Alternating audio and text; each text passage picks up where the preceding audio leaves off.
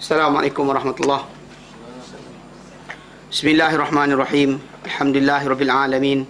Nahmaduhu wa nasta'inuhu wa nastaghfiruh. Wa na'udzu billahi min shururi anfusina wa min sayyiati a'malina.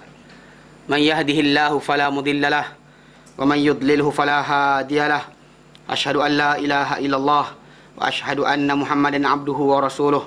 Allahumma salli ala Muhammad wa ala ali Muhammad kama sallaita ala Ibrahim wa ala ali Ibrahim wa barik ala Muhammad wa ala ali Muhammad kama barakta ala Ibrahim wa ala ali Ibrahim fil alamin innaka Hamidum Majid. Amma ba'd. Alhamdulillah, kita bersyukur kepada Allah dapat lagi bersama-sama untuk kita meneruskan tajuk pengajian kita berkenaan dengan ringkasan Sahih Muslim, dan kita alhamdulillah dah sampai pada bab yang ke-29 berkenaan dengan pernyataan dosa-dosa ataupun kesalahan-kesalahan yang besar, dan kita sedang bincangkan dalam hadis yang pertama. Masih kita bincang pada hadis yang lain tentang pernyataan yang bila seorang lelaki bertanya Rasulullah SAW, dia kata ayyuz zambi a'zam, ayyuz zambil akbar indallah, ayyuz zambi akbaru indallah, apakah dosa paling besar di sisi Allah Taala? Maka Rasulullah SAW sabda, antad'u lillahi nidda wa huwa khalaqaka, bahawa engkau seru bersama-sama Allah Taala, mana kau berdoa kepada Allah Taala, menjadikan untuk Allah Taala, kau seru untuk Allah Taala ini satu sekutu, atau kau dakwa untuk Allah ada sekutu, ada sekutu. Wa huwa khalaqaka, sedangkan dia Allah Taala yang ciptakan kau. Engkau tahu bahawa hanya dia cipta kau, tapi kau kata ada sekutu bagi dia dalam masalah pentadbiran, masalah pemberian rezeki dan sebagainya, perlindungan, pertahanan.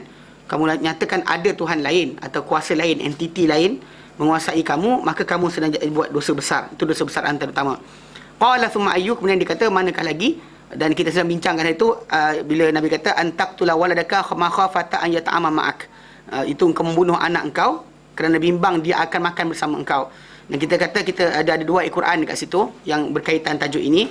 Satu surah Al-An'am 151, dan satu surah Al-Isra 31. Yang mana kita kata either one, mana kalau sekiranya surah Al-An'am Allah tak nyatakan kefakiran, mana orang yang kefakiran telah terhasil pada diri dia, maka dia bunuh anak dia kerana tak nak anak dia susah ataupun payah, ataupun dia tak nak berebut makan dengan anak dia, ataupun kalau surah Isra kata khasyata imlaq, bimbangkan, takutkan miskin. Maksud dia tak miskin lagi tapi kamu takut kefakiran, maka kamu bunuh anak kamu. Dua-dua benda berkenaan adalah di antara perkara jahiliah yang kita kata tak boleh laksanakan, dan maka siapa yang buat benda tersebut dikira sebagai orang-orang yang melakukan dosa besar. Tak boleh kita, kerana kita sayang anak kita, takut anak kita sekian, kita bunuh, tak halal. Tidak halal kita buat perkara berkenaan, kerana bukan kita yang berhak untuk menentukan perkara tersebut. Rezeki setiap makhluk ini adalah daripada Allah Subhanahu Wa Taala, bukan daripada kita. Dan benda ni kebetulan saya lupa nak sebutkan hari itu. Saya pernah bersembang seorang doktor doktor. Dia sebutlah, dia kata zaman kita sekarang ni, dia kata anak ramai ni, dia kata kualiti hidup tak ada. Actually dia kata kualiti hidup tak ada. Dia kata tak boleh anak ramai, dia kata kalau anak ramai ni kualiti hidup tidak ada. Ini kata dia lah. Walaupun sebenarnya benda tadi salah, kita kata kefahaman itu adalah salah. Logik akal betul. Bila kita anak kita sikit, harta kita yang berapa kadar dia sederhana tadi boleh menjadikan anak kita mewah ataupun dapat hidup dengan senang. Tapi dalam masa sama kita tak menjamin anak kita menjadi orang yang baik. Faham? Banyak orang yang kadang-kadang lahir dengan keluarga yang bukan keluarga yang berada dan sebagainya, besar-besar cukup semua benda keperluan, tapi jadi penjahat. Kan? Dia bukan maksud dia bila dia dapat keperluan cukup maka dia akan baik, tak. Ataupun kalau dia kata kurang pendapat macam-macam, maka dia jahat pun tak juga.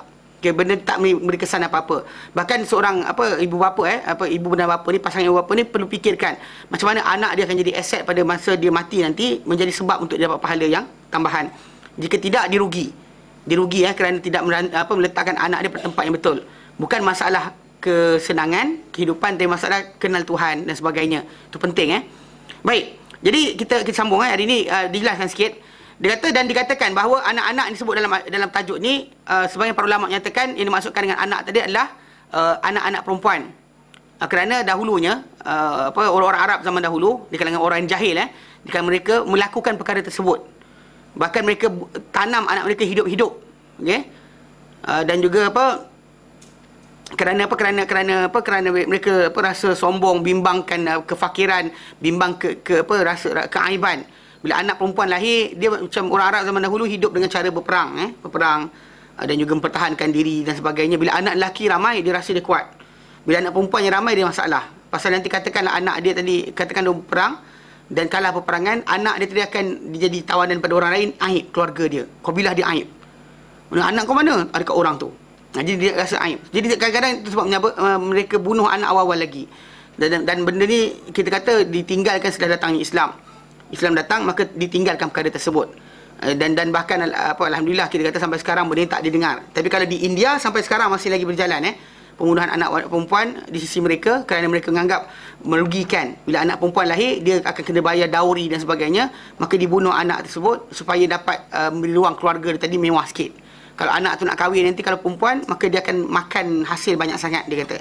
Ni benda ni adalah salah, tak boleh dalam Islam kita melihat benda tersebut sebagai satu kesalahan. Anak tu lelaki atau perempuan, tidak halal kita mematikan dia kerana apa keadaan sekalipun, kecuali dia mudaratkan ibu bapa itu sendiri dalam bentuk yang contoh macam dalam perut ibu tu anak tu merosakkan mak dia, maka boleh dibunuh. Tapi kalau dah lahir hidup besar, kita anak tu degil mana pun tak boleh dibunuh kecuali dengan hak Islam sahaja. Dan kita dan disebut dalam Al-Quran Karim dalam surah At-Takwir ayat 8 dan 9, Allah Ta'ala nyatakan wa idzal mau'udatu su'ilat bi ayyi dzambin qutilat, dan pada hari di mana akan ditanyakan anak-anak yang ditanam hidup-hidup, bi ayyi dzambin qutilat, dengan apakah dia dibunuh, segala apakah dia dibunuh. Dan hasilnya adalah ahli jahiliah dahulu melakukan perkara tersebut, lalu Allah Ta'ala melarang dari perkara itu, dan Allah Ta'ala membesarkan kadar dosa pada perbuatan berkenaan dan hukuman ke atasnya. Dan Nabi SAW menyatakan dalam perkara ini bahawa perbuatan membunuh anak tadi adalah di antara dosa-dosa besar. Dosa-dosa besar yang kita dosa besar. Nanti kita akan bincang di hari akhir tajuk ni nanti apa beza dosa besar dengan dosa kecil. Baik, disambung lagi. Dia kata kemudian dia kata qala thumma ayyu, kemudian apa lagi? Iaitu Rasulullah, apa lagi lepas tu? Qala antuzaniya halilata jarika. Antuzaniya halilata jarika. Iaitu engkau berzina dengan spouse ataupun isteri jiran kau. Itu maksud dia halilah, dia maksud dia orang yang halal disetubuhi oleh jiran kau. Sama ada isteri dia ataupun dia punya hamba milikan dia. Maka kalau dia kata orang yang jiran tadi pergi cari isteri orang dan sebagainya, maka benda ni masalah. Tak kira anak orang dan sebagainya. Patutnya dia menjadi protector kepada jiran-jiran dia. Dan ini dikata kerana jiran-jiran ni dan juga siapa yang berada dalam bawah perjanjian kita patut dijaga. Dan kerana kita kata kerana jiran ni dia sebenarnya bila kita tinggalkan rumah kita kan, orang paling dekat kita bukan adik-beradik kita, bukan saudara mara kita, tapi jiran kita yang berada sekeliling rumah kita. Mereka lah yang perhatikan rumah kita, mereka lah sekian. Jadi orang yang macam tu tak boleh kita buat satu persetujuan untuk menjaga keamanan setempat. Kerana kita khianati dia, maka itu adalah benda paling besar. Pasal dia patutnya meletakkan kepercayaan paling besar pada kita. Itu sebab kenapa Nabi SAW menyatakan dalam hadis yang sahih, jiran ni hak dia lepas saudara mara dan sebagainya, dia hak jiran paling besar. Hak jiran paling besar. Bahkan jiran-jiran ni kita kata Allah Ta'ala berikan wasiat berkenaan jiran dengan banyaknya, sampai Nabi SAW bersabda, sampai aku menyangka bahawa esok lusa Jibril akan datang kata pada aku, jiran kau warisi harta kau. Punya banyak Allah Ta'ala peringatkan tentang jiran kepada Nabi SAW. Sampaikan Nabi kata, lepas aku dengar punya banyak wasiat Allah Ta'ala tentang jiran ni, aku menyangka bahawa besok lusa ni Jibril akan turun kata, wahai Muhammad, jiran kau warisi harta kau. Sampai macam tu sekali banyaknya, walaupun tak turunlah perintah tadi, tapi menunjukkan kerana besarnya hak jiran, sampaikan macam tu sekali. Dan Nabi sebut dalam hadis yang banyak Nabi kata, man kana yu'minu billahi wal yaumil akhir, beriman dengan Allah Ta'ala dan hari akhirat, fala yu'zi jarah, maka janganlah dia menyakiti jiran dia. Janganlah dia menyakiti jiran dia. Kalau dia sakiti jiran dia, maka dia telah seolah-olah tidak beriman dengan Allah Ta'ala dari akhirat. Jadi kita kata benda ni besar. Dan dia kata dan zina ni sebenarnya di zina saja adalah di antara dosa-dosa besar dan perkara keji. Tetapi dengan penzinaan dengan isteri ataupun orang yang bawah jagaan jiran kita, lebih besar lagi keburukan dia. Okay? Kerana apa yang dekat situ wujudnya pengkhianatan kepada jiran dan melanggar kehormatan ataupun satu perkara yang Allah Ta'ala besarkan perkara kehormatannya, mana kehormatan jiran ni besar di sisi Allah Taala dan Rasulnya. Datang kita langgar benda tersebut. Dan dia adalah di antara perkara keji dari segi syarak, dari segi adat. Mana ikut adat pun orang tak boleh terima, ikut syarak pun orang tak boleh terima. Okay, kalau orang tu bukan Islam sekalipun, mereka tak boleh terima perkara tersebut. Kalau jiran buat, lagi dahsyat daripada orang yang luar buat. Mana benda berkenaan. Sungguhnya orang zaman jahiliah dahulu, mereka memuji memuji kalau sekiranya ada orang yang menjaga kehormatan jiran-jiran mereka. Mana sebelum Islam lagi, mereka ada satu adat kebiasaan menjaga dan juga memuji-muji siapa-siapa yang menjaga kehormatan jiran, dan juga menundukkan pandangan. Kalau isteri jiran dia lintas ditundukkan pandangan, tak tengok. Diorang puji benda macam tu. Mana kita kata macam mana kita ni macam tu, itu kehormatan adik-beradik kita sendiri. Jiran kita adalah adik-beradik kita sendiri. So bila jiran dia lintas, bukan dihintai pula bini orang tu kan. Tak boleh tengok orang ni punya bini, orang ni punya isteri, orang tu punya sekian. Tak boleh. Haram benda berkenaan. Dan kita perlu faham bahawa zina tadi bukan hanya dengan masalah perlakuan tu dah besar. Mana permulaan perlakuan tadi, dengan matanya, dengan mulutnya, dengan telinganya dan sebagainya, dengan tangan ke, dengan apa saja, anything yang kita kata berkaitan dan bau pada penzinaan yang betul, maka dikira sebagai zina. Muqaddimah zina pun sama diharamkan. Jadi ketika tu dikatakan dalam hadis ni, fa anzalallah. Lafaz yang kita belajar kat sini, dikata maka Allah Ta'ala turunkan firman-Nya dalam surah Furqan ayat 68. Allah Ta'ala nyatakan, walladzina la yad'una ma'allahi ilahan akhar, dan orang-orang yang tidak menyeru bersama-sama Allah Ta'ala Tuhan yang lain. Wala yaqtulun nafsa allati haramallahu illa bil haqq, dan mereka tak bunuh nyawa yang Allah Ta'ala haramkan melainkan dengan hak. Wala yaznun, dan mereka tak berzina. Wa man yaf'al dzalika yalqa athama, dan siapa yang melakukan perkara berkenaan maka dia menjadi berdosa. Jadi bila lafaz tu datang, jadi dalam lafaz yang kita belajar ni, lantas Allah Ta'ala turunkan. Di sini sebagian para ulama menyatakan lafaz ni kurang tepat, kerana dalam hadis yang lain, lafaz yang lain, Imam Tirmidzi menyatakan Nabi membaca. Di sini lafaz yang menyatakan lalu Allah Ta'ala turunkan, seolah-olah lepas Nabi haramkan, lalu lepas Nabi sebut perkara dosa besar tadi, sekutukan Allah, lepas tu membunuh anak kerana bimbang kefakiran, kemudian berzina dengan isteri jiran. Lepas sebut tiba-tiba disebut lalu Allah turunkan. Seolah memberitahu, seolah dalam konteks lafaz tadi, kalau siapa baca, dia akan faham seolah Nabi sebut, lepas tu baru Allah Ta'ala turunkan. Tapi dalam riwayat Imam Tirmidzi, lafaz yang datang adalah wa ta'ala Nabi SAW hadhil ayat. Nabi pun baca ayat ini. Lepas Nabi terangkan benda dosa-dosa besar tu apa, lepas tu Nabi baca ayat Quran ni. Mana baca menjelaskan bahawa ia berpadanan dengan arahan Allah Ta'ala dan ayat tersebut. Bukan maksud dia ayat itu turun lepas Nabi bersabda. Bukan lepas Nabi bersabda, tapi ayat tadi dah turun dah. Nabi cuma bacakan semula depan para sahabat untuk memberitahu antara dosa besar tadi rujuk pada ayat ini. Surah Al-Furqan ayat yang ke-68. Baik. Jadi mana digantikan lafaz tadi daripada lalu diturunkan, lalu Allah Ta'ala turunkan kepada, dan Nabi pun membaca. Okay? Dan zahirnya baginda SAW membaca ayat ini setelah menyebut hadis ini. Dan ia telah diturunkan sebelum itu lagi. Okay? Bahawa ayat ini merangkumi apa yang disabdakan oleh Nabi SAW dan hadis baginda. Dari hukum yang umum. Okay? Dan akan datang penjelasan dalam ayat ini dalam surat dan tafsir insyaAllah nanti. Sampai dalam tafsir surah Furqan yang akan disebut nanti oleh Imam Bukhari, Imam Muslim. Maka kita akan bincangkan kat situ. Baik. Itu hadis yang berkenaan. Dah habis Baik, hadis 69. An Abi Bakrata, daripada Abi Bakrata qala, beliau berkata, kunna inda Rasulillah SAW, kami dahulu berada di sisi Nabi SAW. Faqala, lalu baginda bersabda, ala unabbiukum bi akbaril kabair.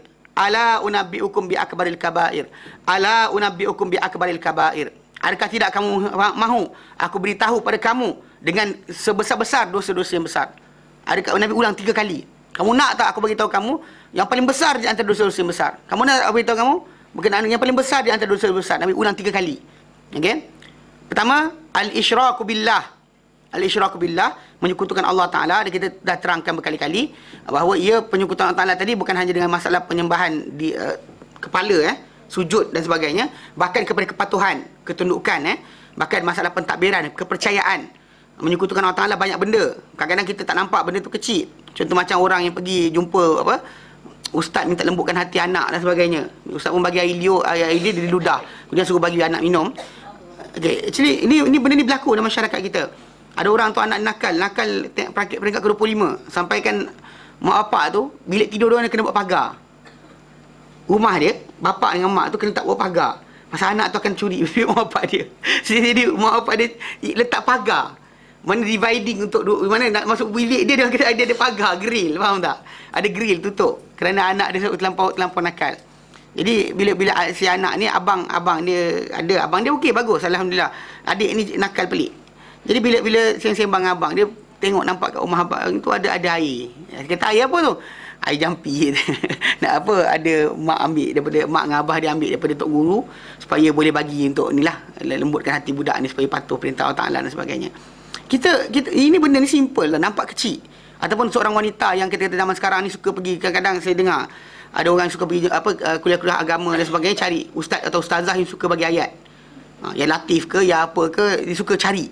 Sebab apa tahu? Sebab dia ada tak nafi, semua orang ada masalah. Everybody ada masalah. Ada orang ada masalah hidup, ada masalah keuangan, ada orang ada masalah anak-anak, ada orang ada masalah hutang, ada orang ada masalah adik-beradik. Semua ada masalah. Cuma masalah sekarang ni macam ni kita tangani masalah tadi. Dan bila timbul ada sebab kebanyakan manusia ni suka sangat cari shortcut. Contoh macam ada kunci tau, dia nak kunci. Dia kunci tak ada, melainkan dia melalui orang A atau B, dia ambil kunci tu nak buka. Dia tak nak ikut laluan biasa, dia nak ikut pintu Doraemon tu, seolah-olah macam ustaz tu bagi pintu Doraemon daripada dia, poket tu suka hati. So baca je akan dapat. Sedangkan kita kena faham bahawa dalam masalah ni kita benda ni nampak kecil tau, tapi sebenarnya ada di situ ada tajuk penyekutan Allah Taala. Sebab bila kita belajar berkenaan af'al Allah Taala ada af'al selain daripada nama-nama yang baik, dia ada af'al, perbuatan yang hanya dia buat, orang lain tak boleh buat. Menghidupkan, mematikan. Kalau ada siapa mengaku dia menghidupkan, mematikan, maka dia telah cuba nak rampas hak Allah Taala, tahu benda ghaib dan sebagainya. Ataupun antaranya adalah apa? Membolak-balikkan hati. Ni paling simple yang Nabi SAW terangkan, Quran pun ajar kita bahawa yang bolak-balikkan hati kita adalah Allah. Kan hari ni kita tak suka durian, besok nampak durian best. Kan ada orang tu macam menyampah kat orang tu, tiba-tiba besok suka pula. Kan dia tak suka orang ni, kadang-kadang hati tu boleh balik berubah-ubah. So kenapa kita diajar oleh Nabi SAW minta tetapkan hati? Kerana hati kita ni berbolak-balik, dan hati tu namakan hati sebab dia suka bolak-balik. Qalaba, dia suka kejap balik sini, kejap macam ni, dia macam tu. So, jadi yang bolak-balikkan adalah Allah Taala. Datang kita, ada orang kata kami boleh alihkan. Contoh anak saya perangai macam tu, mana hati dia macam ni. Tak apa, saya terbalikkan. Dia pula kata boleh. Maka tu kenapa ilmu pengasih dan sebagainya termasuk di antara pada syirik. Ini benda macam tu simple tapi nampak kecil, tapi dia besar. Dia jaga bab ni. Jadi kalau siapa yang ada sekiranya ada keluarga dia ke, anak dia ke, siapa yang degil tak dengar cakap, atau suami dan sebagainya, jangan try lah dengan cara jampi dan sebagainya, takkan jadi. Kalau dia buat benda berkenaan, dia sebenarnya sedang menyekutukan Allah Ta'ala. So apa? Sebab dia mengakui ada orang boleh alihkan hati orang yang dia sayang tadi kepada tempat lain. Daripada A jadi B, B jadi C, C jadi D. Nampak simple, tapi itu syirik. So Allah Ta'ala saja pegang kunci ni. Dia tak nak bangun seperti akhir malam minta kepada Allah Ta'ala. Dia tak nak berdoa, tak nak berdoa, tak nak usahakan dengan minta sungguh-sungguh pada Allah Taala. Hati dia tak bulat. Every time dia doa untuk perubahan tadi, dicampur benda lain. Contoh macam ya Allah boleh sekian, tapi sofa pun nak ganti baru. Kan jadi tak boleh. Dia kena satu je. Minta satu benda. Satu benda saja. Kadang-kadang ada orang tu suka minta banyak. Memang betul Allah Taala boleh berikan segala benda anda minta, tapi beradablah sikit. Pasal hati kita kalau lalai, tidak bulat minta satu benda, maka Allah Ta'ala pun dalam hadis Nabi kata, Allah Ta'ala tak terima doa daripada hati yang lalai. Lebih daripada hati yang lalai, tak tahu dia baca apa pun ada juga. Kenapa baca ayat sekian? Tahu ustaz kata apa? Kalau baca sekian orang sayang, orang lembut hati dan sebagainya. Jaga bab ni jaga. Syirik ni diulang oleh Nabi SAW berkali-kali sebab dia benda tu nampak simple tapi dia boleh berlaku. Walaupun dalam keadaan kita kata kita dah ikut kelas agama pun masih lagi orang tipu kat situ. Kan kalau duduk dekat bomoh tu saya kata tak ada masalah lah. Kan tapi jumpa ustaz-ustazah pun dapat lagi benda pelik-pelik macam ni. Faham tak? So konsep tu kena perhatikan balik. Okey? Jadi ya.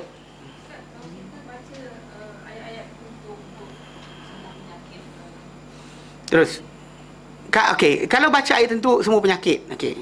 Kalau ayat itu memang menanggung tajuknya. Tajuk dia. Contoh macam bila ayat Quran kita baca dan ayat tadi kena dengan tajuk yang kita sedang baca. Contohnya macam kita lapar, kita buka dalam surah Al-Qasas, dalam surah Qasas ada kisah di mana Musa alaihissalam lepas dia tolong budak perempuan 2 orang yang bagi minum binatang ternakan dia orang. Lepas dia tolong 2 orang tu, dia pun lapar, dia pun fatawalla ila zilli, lalu dia pun pergi kepada bawah shade, bawah payungan, pokok ke tak tahu apa benda, tapi dia duduk berteduh. Kemudian dan dia berkata, Rabbi inni lima anzalta ilayya min khairin faqir. Tuhanku, aku kepada apa yang kau turunkan daripada rezeki, aku amat memerlukan. Kalau kita lapar, kita lafazkan benda berkenaan, kena tempat dia. Faham tak? The wording dengan tempat dia kena. Okay. Ataupun contoh macam kita buat dosa, kita baca doa Adam alaihissalam dan Hawa bila dia kata Rabbana zalamna anfusana wa illam taghfir lana, kena. Mana the meaning dengan ayat tu kena.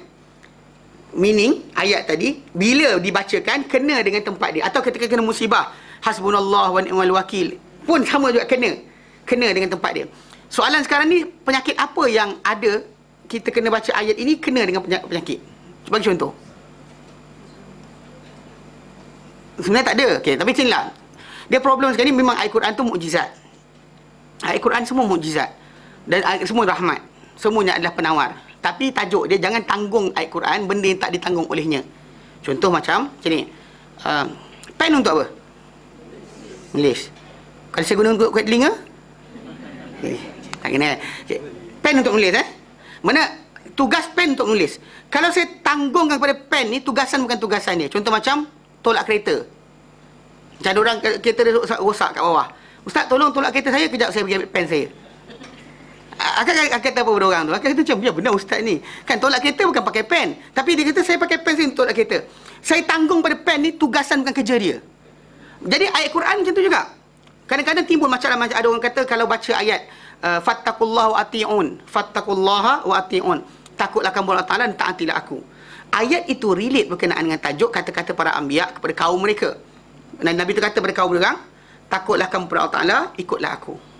Nabi Hud kata, Nabi Nuh kata, Nabi Saleh kata, dia bersebut dalam Quran hampir 7 kali lebih kurang lafaz yang datang. Tak ada kaitan dengan perubatan. Tapi ada orang mengajar kita. Ini ada orang pernah jumpa saya, dia tangkap kan, gambar dia dalam handphone dia. Dia tunjuk kat saya. Dia kata, ustaz, ada orang ajar saya ayat ini kalau baca Allah Ta'ala elakkan kita kena penyakit jantung. Saya tanya dengan dia simple. Saya kata, apa relationship ayat abang baca dengan ni? Belah mana ruang duduk dia? Dia pandang. Saya ceritakan kat mana ayat itu turun, kenapa dia turun, macam mana abang tanggungkan ayat itu tugasan untuk sembuhkan penyakit jantung. Dia kata tak ada. Dia macam mana abang baca untuk dapat elak penyakit jantung? Tak boleh kan? Ataupun contoh macam orang baca ayat, contoh macam orang Melayu kita belajar silat, nak kebal atau nak terbang atau lembut besi. Kan ayat Quran bunyi wa alanna lahul hadid, wa alanna lahul hadid, dan kami lembutkan untuk dia besi. Allah Ta'ala sedang ceritakan tentang siapa? Tentang kisah Nabi Daud alaihissalam, bahawa Allah Ta'ala lembutkan untuk dia besi. Dan ini perkhabaran. Datang kita baca ayat tu ulang-ulang kali supaya A, lembutkan besi betul, B, lembutkan hati orang. Ni saya dengar baru ni, ada orang cakap saya, ada orang saya ajar saya ustaz, lembutkan hati orang pakai ayat tu. Tak ada relationship, tak ada hubungan pun. Macam ni ditanggungkan tugasan ayat tadi dengan tugasan tadi. Contoh kalau kita kata tugasan, contoh macam ayatul kursi, Nabi tanggungkan kepada, Nabi ceritakan ia menanggung tajuk menyekat jin daripada mengganggu kita seharian. Ataupun suratul Baqarah atau surah Al-Imran yang diberikan tugasan, Nabi sebut surah ni ada sekian. Ataupun tugasan ayat-ayat surah Al-Kahfi yang menyekat daripada kita diganggu oleh Dajjal. So maksud dia ayat itu yang dia menanggung tugasan. Siapa letak tugasan tadi? Nabi. Melalui Allah Ta'ala, tapi melalui Nabi lah. Okay. Sekarang ni bila datang kita kata baca ayat ni awak dapat sekian, baca ini awak dapat sekian, baca ini sembuh penyakit ini, baca, kita dapat relate daripada mana? Itu ada masalah situ. So jadi kita, kalau orang tu kata dia baca ayat tertentu, memang ayat tu tentang penyakit. Contoh macam contoh macam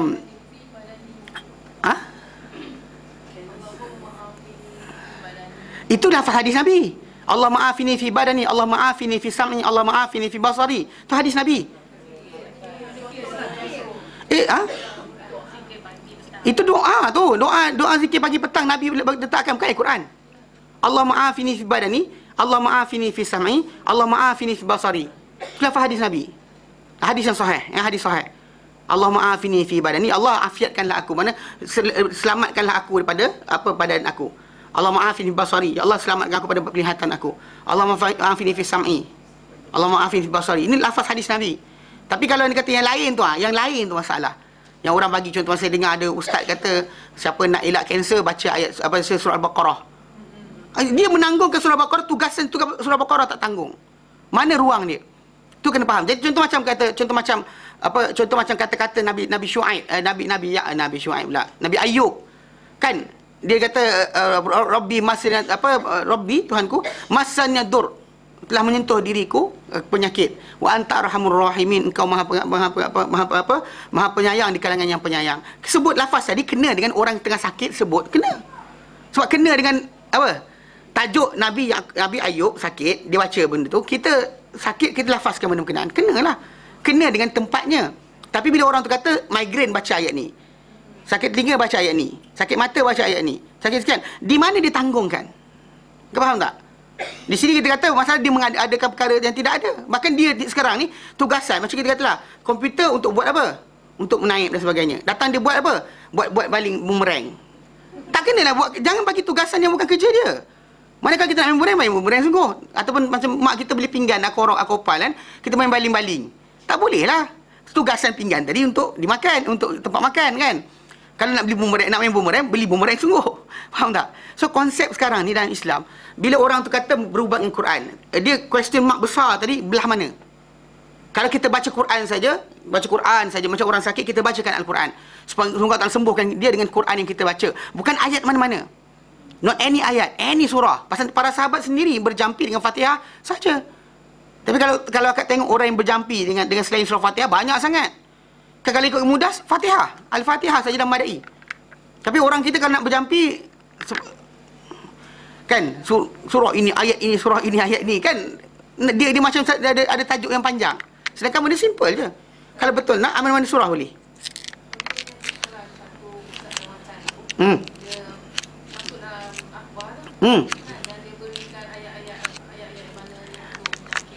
Okey, itu kita kata memandai-mandai dia macam ni. Dalam Quran kata, Allah kata dalam Quran, ya ayyuhalladzina amanu, hei orang beriman, la tuqaddimu baina yadayillahi wa rasulih. Jangan kamu mandai-mandai depan Allah Taala dan Rasulnya.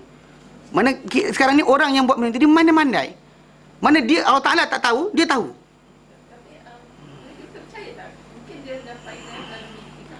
Kalau dia mana pula, kalau mimpi lagi dahsyat. Macam mana pula mimpi dia jadi betul? Satu benda yang kena faham kan okey. Katakanlah ada orang kata ustaz saya buat jadi.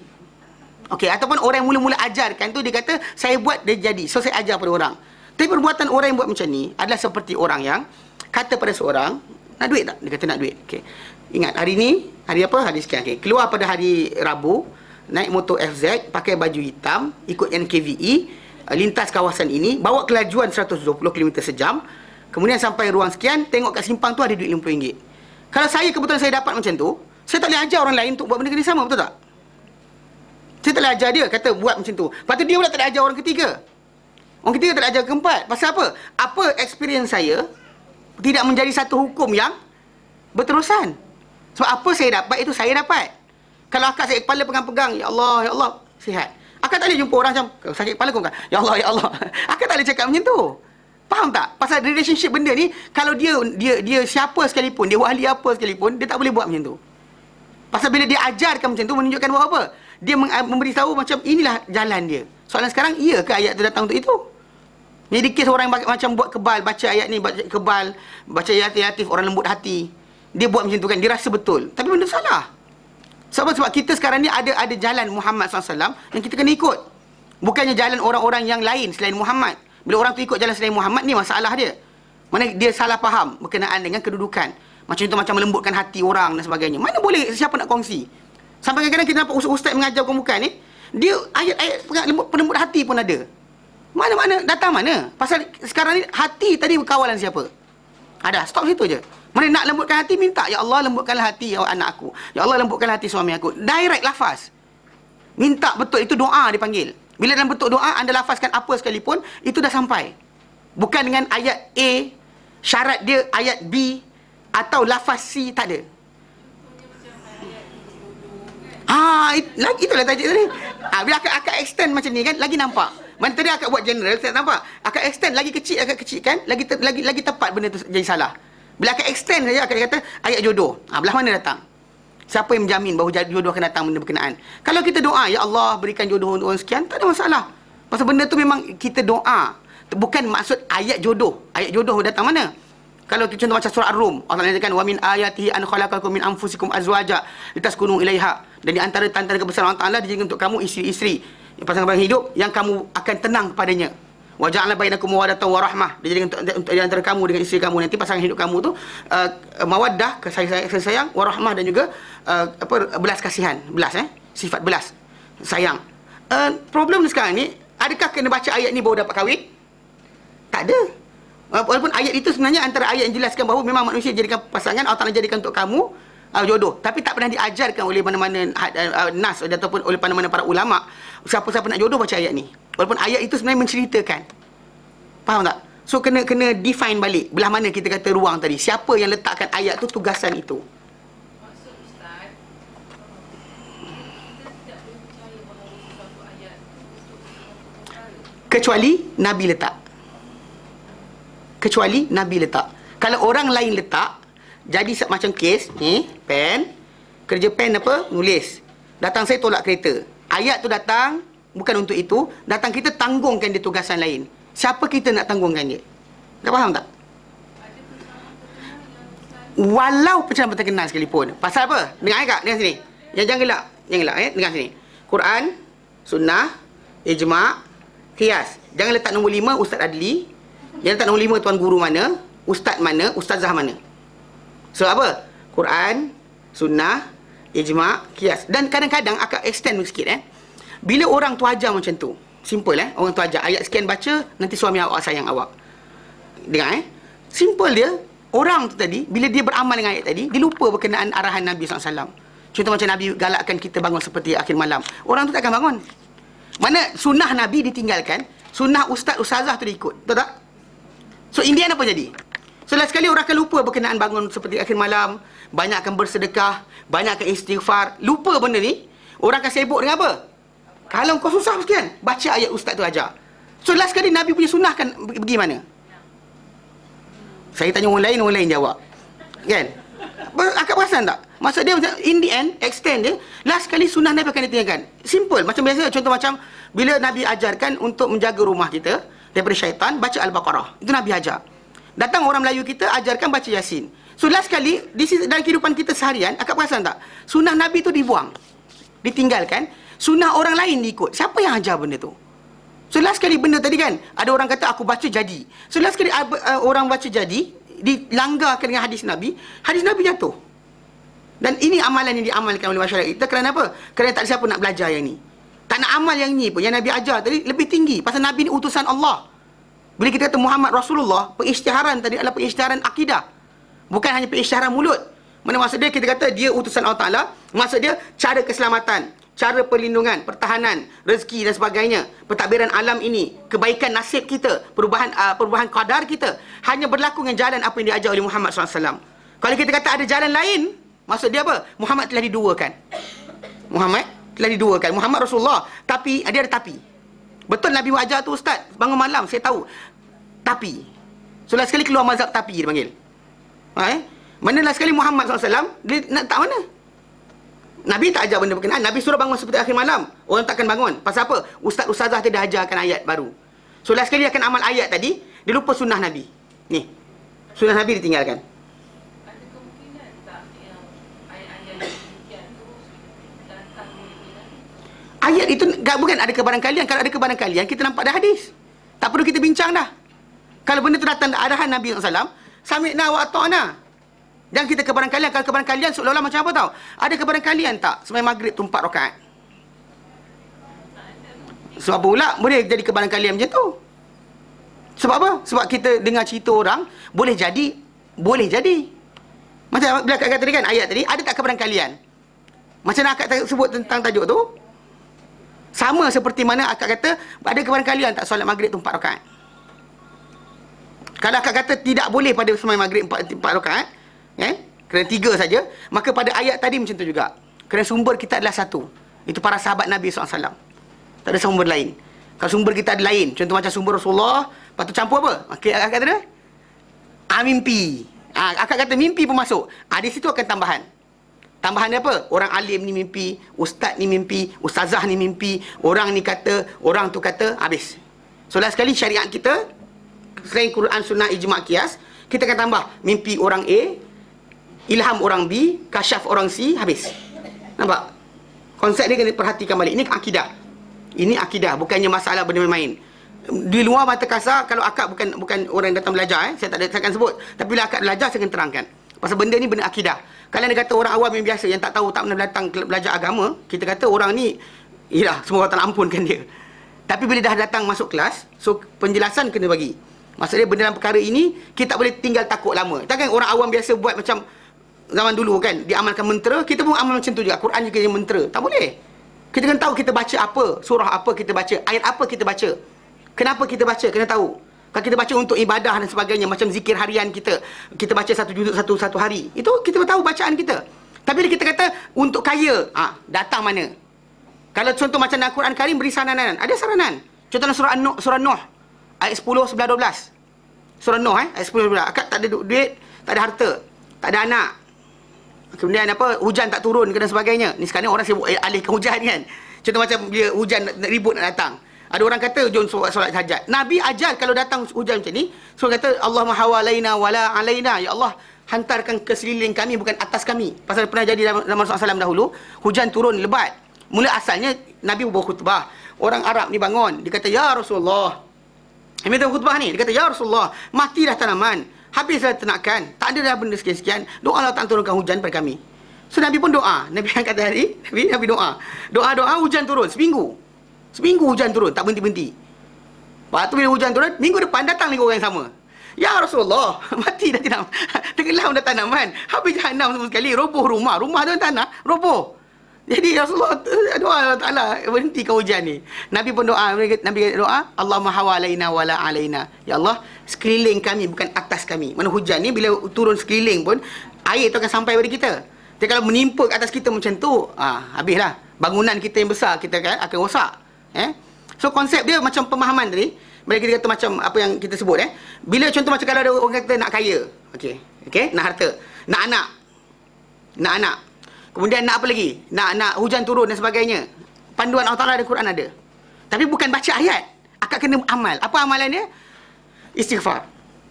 Berpandukan apa? Berpandu kepada firman Allah Ta'ala dalam surah Nuh. Bila Nuh kata kepada kaum dia, faqultu astaghfiru rabbakum. Aku kata kepada kaumku, ya Allah, istaghfiru rabbakum, minta ampun pada Tuhan kamu. Innahu kana ghaffara, Tuhan kamu ni Maha Pengampun. Kalau kamu minta ampun, yursilis sama alaikum midrara, dia akan utus pada kamu awan, hujan ni mencurah-curah. Satu. Wa yumdidkum bi amwalim wa banin, dia akan banyakkan untuk kamu, panjangkan untuk kamu harta dan juga anak pinak.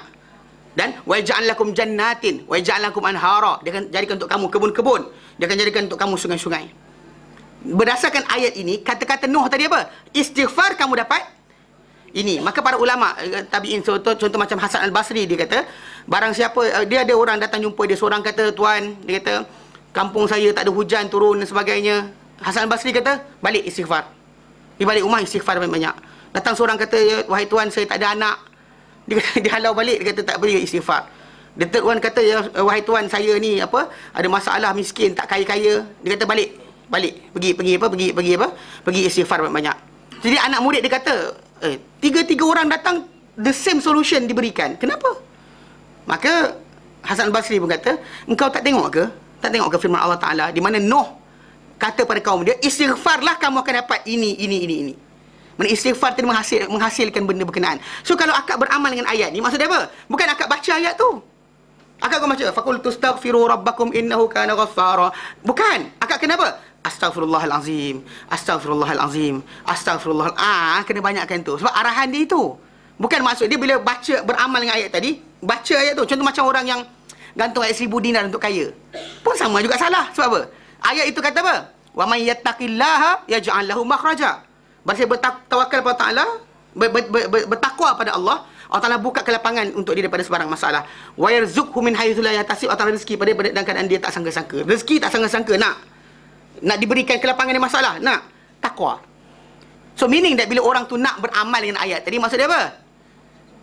Beramal maksud dia baca ayat tu 1000 kali. Faham tak? Ada orang dia kata baca ayat tu 1000 kali nanti kaya. Tak ada, takkan kaya. Kalau dia kata orang tu kaya dengan baca ayat tu macam tu, itu punya istidraj.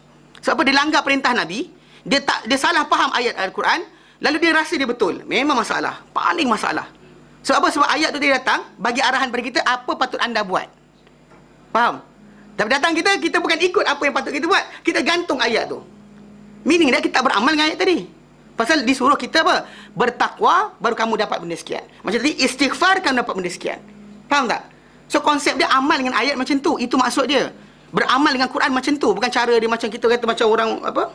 Buat, apa? Baca ayat pengasih, orang nak sayang kita. Laqad ja'akum rasulun min anfusikum. Surah apa?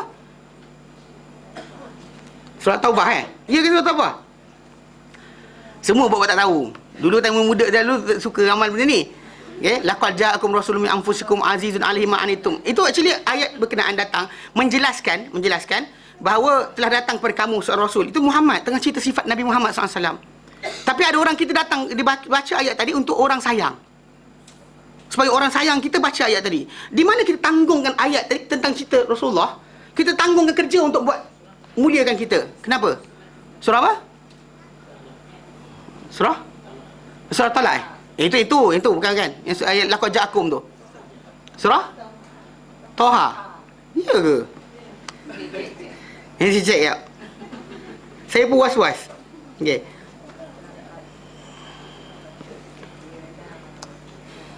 Okey. Anitum. Ya.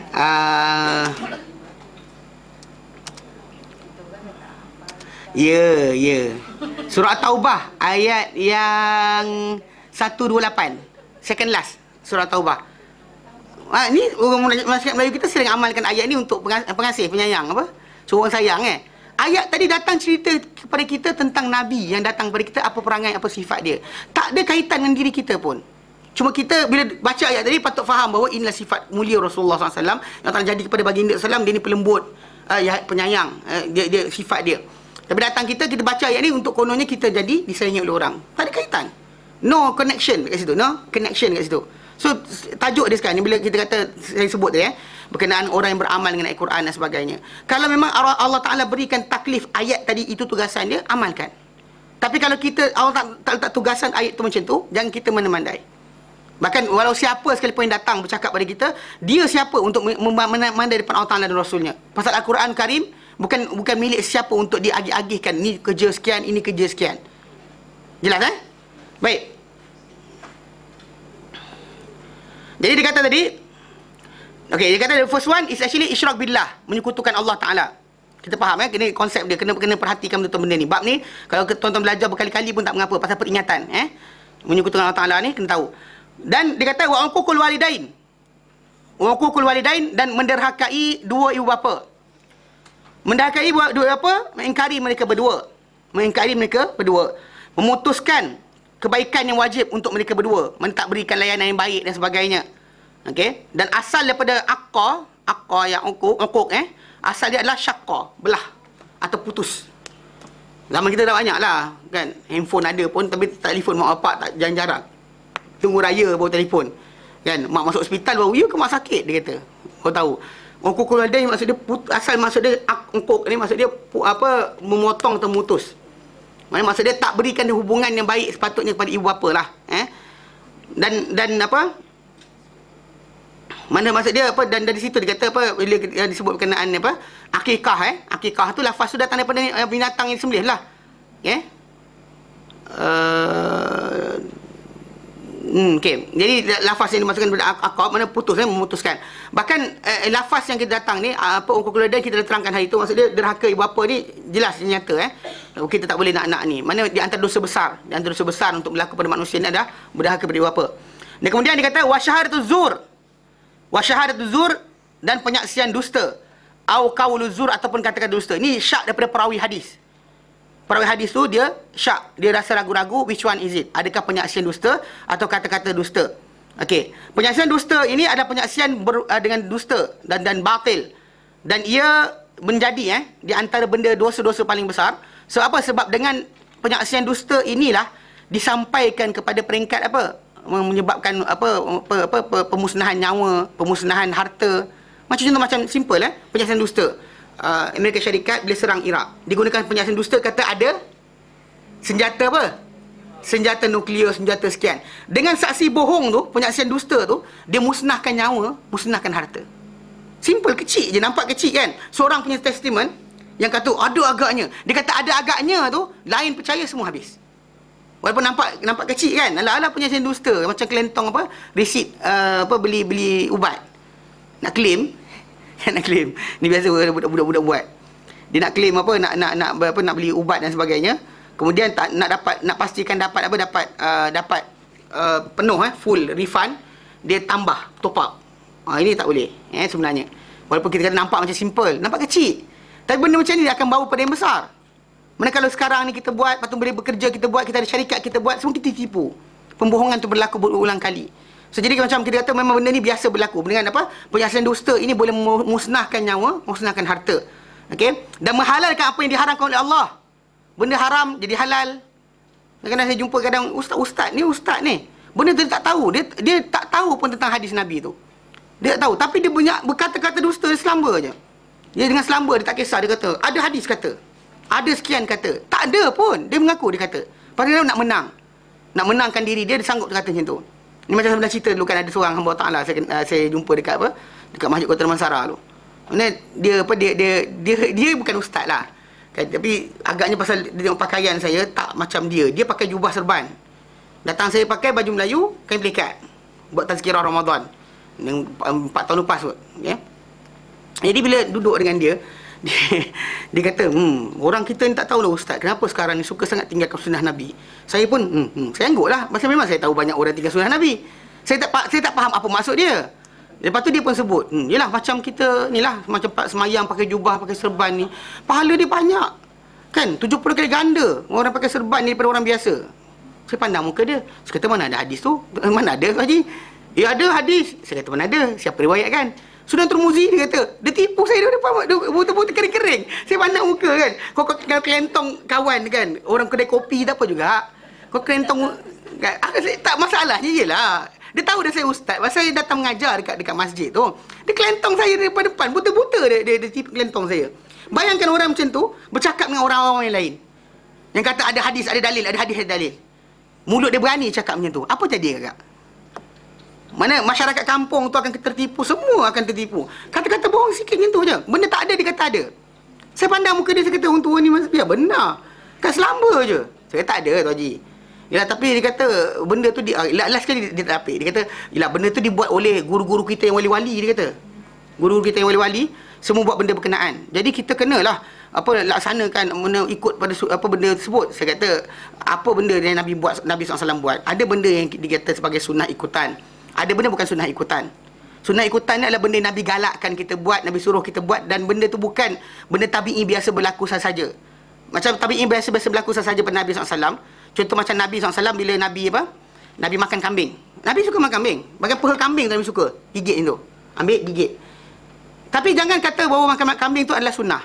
Meaning that, tak makan kambing, tak ikut sunnah. Faham tak? Ataupun contoh macam Nabi bercakap atas mimbar. Ni ada saya dengar seorang ustaz tu. Nabi bercakap dengan sahabat, ada sahabat tegur Nabi ketika atas mimbar. Betul. Tapi dalam masa yang sama, benda berkenaan, benda tersebut, tak boleh kita katakan bahawa Nabi SAW sunnah bercakap dengan imam ketika atas mimbar. Nabi benarkan. Nabi tak ada macam, apa hal kau cakap? Tak. Nabi biarkan. Tetapi dalam masa yang sama, tidak boleh kita kata macam, Nabi SAW ni bercakap atas mimbar. Maka kita pun cakap atas mimbar dengan orang. Imam tengah bercakap, imam, jangan buat macam tu. Pasal benda tu dibenarkan kalau ada keperluan. Tapi tanpa keperluan, benda tu salah. Faham tak? So, konsep dalam masalah sunnah ini, saya kata dengan dia, kena faham. Nabi berambut panjang. Tapi Nabi tak suruh kita berambut panjang. Jangan kita berambut panjang, yang lelaki ni. Dengan sebab kata ikut sunnah. Berambut panjang saja, tak ada masalah. Tapi kalau ikut sunnah tu lafaz yang masalah. Pasal Nabi tak ada galakkan. Faham tak? Termasuk serban dan jubah, saya kata. Pasal Nabi pakai, tapi Nabi kata bersebanlah kamu. Saya sebut itu, dia terdiam. Tapi dia tipu saya dengan selamba je. Ada hadis Sunan Tirmizi. Dengan selamba, saya pandang muka dia. Saya kata memang masalah. Ni biasa berlaku. Nak menangkan mazhab, menangkan pendapat, benda tak ada kata ada dan sebagainya. Itu sebab Nabi SAW kata ini di antara dosa besar. Syahadatul zur, penyaksian dusta, kerana dia dihalalkan yang haram dan diharamkan yang dihalalkan. Apa Allah Taala haramkan jadi halal, apa yang Allah Taala halalkan jadi haram dengan sebab sumpah-sumpah dusta. Maka tidak ada satu benda yang lebih besar daripada dosa-dosa besar dan lebih mudarat berbanding dengan ini. Dan bahkan Nabi SAW ketika itu tengah bersandar, Nabi SAW bangun duduk. Nabi ulang-ulang kata-kata tadi. Wa qaulu zur, wa syahadatu zur, wa qaulu zur, wa syahadatu zur. Nabi ulang banyak kali yang the last one. Sampaikan apa? Sampai para sahabat kata, ya laitahu sakat. Alangkah baiknya kalau Nabi senyap. Kesian Nabi cakap lama sangat untuk terangkan benda tu. Dan pasal dalam satu riwayat datang dengan soalan orang lain, tanya Nabi SAW, Nabi terangkan sampai last kali Nabi bangun. So para sahabat kata, alangkah baik kalau yang tanya tadi tu diam, tak bertanya sampai Nabi jadi macam ni. Pasal Nabi ulang berkali-kali nak tunjukkan bahawa dahsyatnya kata-kata dusta, penyaksian dusta. So apa? Sebab benda tadi akan memberikan kesan yang impak besar dalam masyarakat kita. Mana benda tak ada kata ada, benda tak buat kata buat, semua sekali masalah ni. Mana timbulnya bid'ah, timbulnya khurafat, timbulnya amalan-amalan yang syirik dalam Islam sebab benda macam ni. Benda tak ada kata ada, benda tak buat kata buat. Macam baru ni ada kes sambutan tahun baru. Nak dihalalkan benda berkenaan, tiba dah ada orang kata boleh sebab Ali dulu menyambut perayaan orang-orang Parsi. Perayaan hari Nairuz dan sebagainya. Pelik sungguh. Kan? Benda berkenaan dia nak cakap boleh juga. Benda tak ada kata ada, benda dusta kata ya. Tak boleh, benda salah Dan Islam tak boleh macam tu. Mana dia kena jaga bab ni. Itu sebab kenapa antara benda kata bohong ni adalah antara benda yang tak dibenarkan dalam Islam. Mana anda seorang yang buat maksiat, berdosa, minta ampun Allah Taala. Berbohong ni antara sifat nifak, sifat kemunafikan. Bahkan macam kita belajar hari tu, kata-kata dusta ni kan, bila hadatsa kadzaba, antara tanda-tanda orang munafik. Bahaya bahaya. Bila dia bercakap bohong ni bahaya. Pasal sekali dia bohong, dia last sekali akan tertulis di Allah Taala sebagai pembohong. Tertulis di atas di sisi Allah Taala, di atas diri dia ada pembohong. Dalam hadis yang kita belajar dahulu, yang saya terangkan dahulu, Nabi kata alaikum bisidqi, hendaklah kamu semua berlaku benar. Fa inna sidqa, kerana kebenar itu yahdi ilal bir. Benar itu akan membawa kepada kebaikan. Wa innal birra, dan kebaikan itu yahdi ilal jannah, akan bawa kepada syurga. Yang akan bawa kepada syurga. Inna ahadakum, dan seorang kamu ni la yasduku, dan seorang hamba itu akan bercakap benar dan sentiasa benar, sehingga last sekali tertulis Allah Taala sebagai dia ni siddiq, seorang yang benar. Tapi sebaliknya Nabi kata wa iyyakum wal kadhiba, jauhilah oleh kamu akan pendustaan.